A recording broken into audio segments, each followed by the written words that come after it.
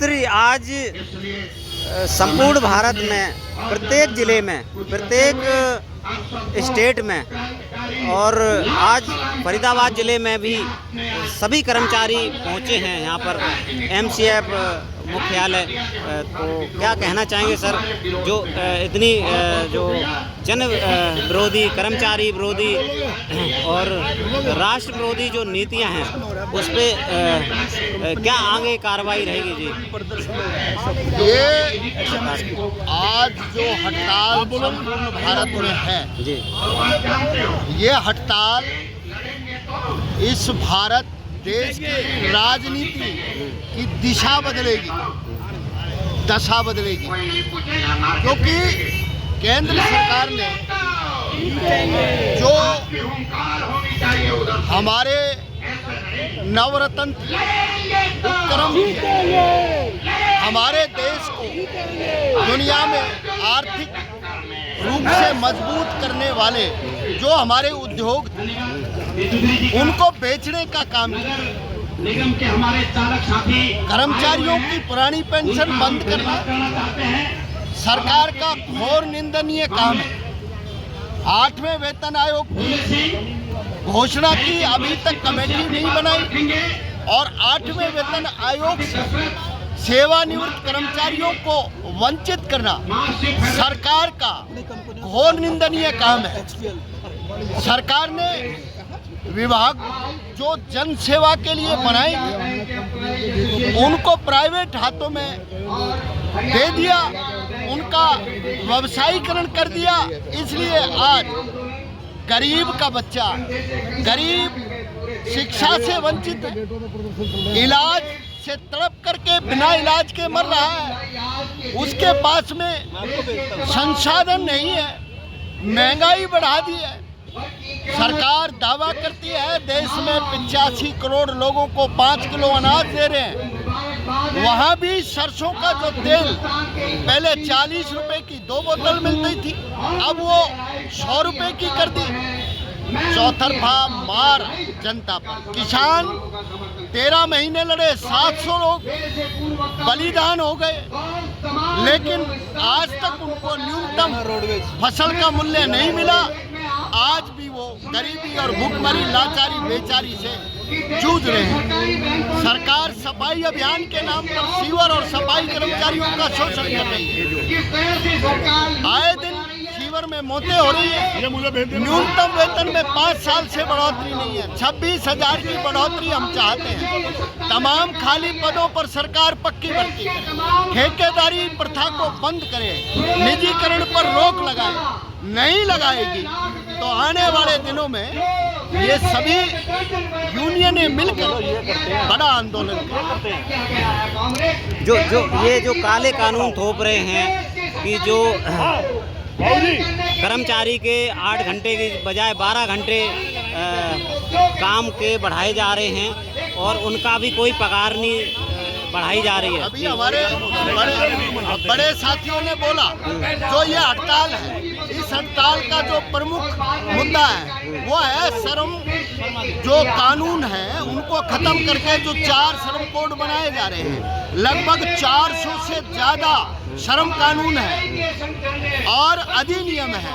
ESI अधिनियम, EPF अधिनियम, industrial dispute अधिनियम, मजदूरी अधिनियम, तमाम प्रकार के इन मजदूरों के जो हित के कानून हैं उनको केंद्र सरकार खत्म करके 4 कोड ला रही है और वो चारों कोड पूंजीपतियों के हक में, इसलिए ये हड़ताल। तो आगे क्या रणनीति रहेगी अगर सरकार बातें नहीं मानती है कर्मचारियों की? आगे आंदोलन जारी रहेगा और हमारे सीनियर साथी ने अभी एसपी त्यागी ने बताया 10 ट्रेड यूनियन देश की, केवल एक यूनियन, ट्रेड यूनियन को छोड़ करके जो BMS है भारतीय जनता पार्टी की शाखा, वो आज उनकी पार्टी सत्ता में है तो आंदोलन छोड़ करके भाग गई। मजदूर कर्मचारियों ने उनको पहचान लिया है, डुप्लीकेसी उनकी समझ ली है। हरियाणा में भी प्रयास किए गए थे, कभी 35,400 के नाम पर एक पेंशन एक मांग का नारा लोगों में लगवा करके बांटने का काम किया। लेकिन आज हरियाणा का कर्मचारी मजदूर, देश का मजदूर कर्मचारी किसान पहचान चुका है, जाग चुका है और ये हड़ताल पूरे देश में एक नई दिशा देगी। राजनीतिक तौर पर ये हड़ताल एक नया संदेश पूरे देश के लोगों को देगी, क्योंकि करोड़ों लोग इसमें शामिल हैं।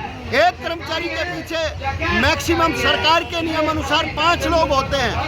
अब आप 25 करोड़ हड़ताल पर हैं तो इसको मल्टीप्लाई कर सकते हैं कितने लोग इस सरकार के खिलाफ। मतलब ये सत्ता से बाहर करने के लिए बहुमत देश के अंदर बन गया है।